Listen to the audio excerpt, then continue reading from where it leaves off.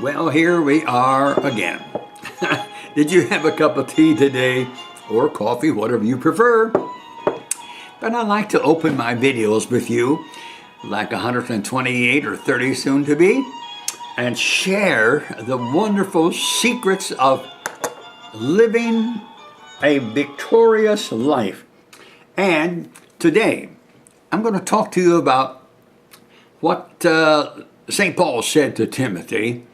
He said, Timothy, fight the good fight of faith. Fight the good fight. Now hold on, because I'm going to tell you how to save your marriage and how to save your business, how to save your church. Come on. How to save your country. Now, when Paul said to Timothy, fight the good fight of faith. Now, he was a young guy. And so he was trying to explain to this young fellow, one of his own boys, how to win.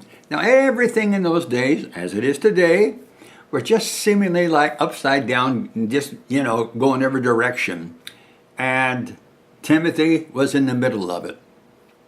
Now, remember one time Timothy pastored in Ephesus, and he had something like 30,000 people in his church. That's quite big.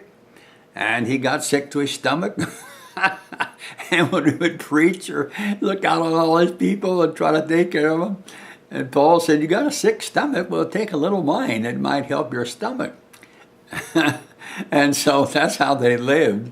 That was their medication, I guess. But here's the point about it I'm trying to make.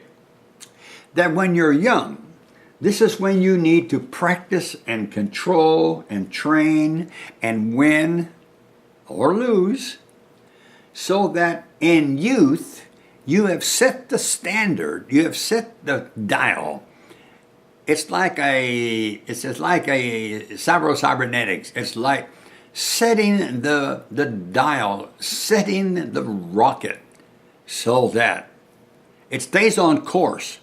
It may have sometimes like this, but according to the magic of the master, that rocket is set to go. It can go 2,000, 3,000 miles, even further, and hit the very target. Now, Paul is saying to this young fellow, I want you to know that if you're going to save your ministry, you're going to save your marriage, or you're going to save your business, you have to know now. So when you get to be old, you've got the results. you've got the placards. You've got the diplomas. You have the finances. You have the people. And anyone walk in your office and say, oh, yeah, I see. Well, you know why? It started when you're young. When I was about 16, 17, God laid upon me a tremendous disciplined life.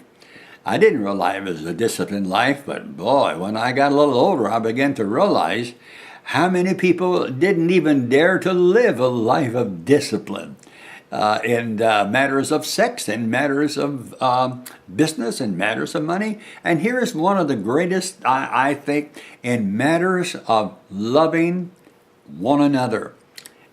Never seek to destroy another that you may exceed. That is a very terrible sin.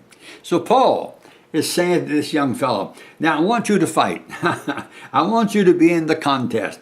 In fact, the Greek word here seems to imply that it is a contending. Now, if you're going to save your marriage, you're going to have to contend. There are a lot of temptations out there. We've seen it in our high officials, and as one man said, prostitutionism is really on the rise. And then he said, I can't control myself. Now, I'm going to drop a little hint on you. When a leader, whether he is governmental, whether he is ministerial, whether he is in the business of medicine, if you can't control your emotions, you're a danger to everybody. I don't think unless a person has learned as young and going and contending for his marriage, contending for his education, contending to build his business, if he cannot control his emotions, he is not fit to lead you. Now that's a serious thing. So he said, I want you to contend for your marriage. Contend, be in the contest, get in the thing, and really fight for your marriage, fight for your home. Oh, my dear friend, I think today we give up so easily that isn't it a wonder our homes are divided and divorce is on the rise, and young people themselves are engaged in deplorable sins because they did not enter the contest. There will always be a contest in your life. There's something you're contending with and against. Always. It'll be there till you're dead. And so might as well learn it while you're young. So when you get older, you're not surprised. You've got your muscles built, your faith built. You've got your pattern. You've got your background to prove the vitality of what you are. Wow, I love that. Now, let me just hurry along here because I'm going to have to complete this. He said, you fight the good fight. Oh, he says, if you're going to fight, make sure if you're going to go through the agony of fighting and standing true to your faith and to your home, to your family, your business, whatever. He said, if you're going to fight a good fight, fight a good fight. I looked that word up and I said, what does that word really mean? And so here it is. It means fight a beautiful, valuable, virtuous, honest, worthy fight. Oh, I love that. That if you're going to be in a fight, make sure it's beautiful. Make sure it's virtuous. Make sure that inside of you, you have nothing else but a desire to win. And you're going to be in a contest. You're going to be contending, but is it worth it? Is it worth what you're doing? How valuable is what you're doing? How valuable is it? Would you dare stay up all night? Or would you dare work 2 days and never go to bed? Would you dare to try to have a worthy cause? I used to mentor a doctor. He was the greatest young fellow. I mentored him 10 years. And you know, he came in every Thursday morning at a certain hour. And he said to me, last night, I was up all night.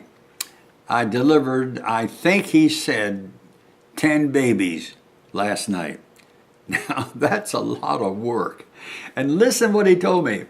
We were trained in medical school how to go without sleep. You could go 1 day, 2 days, 3 days without sleep and still perform the most accurate surgery and delivering the babies most safely. I had a very good friend of mine. She was pregnant and was having a baby.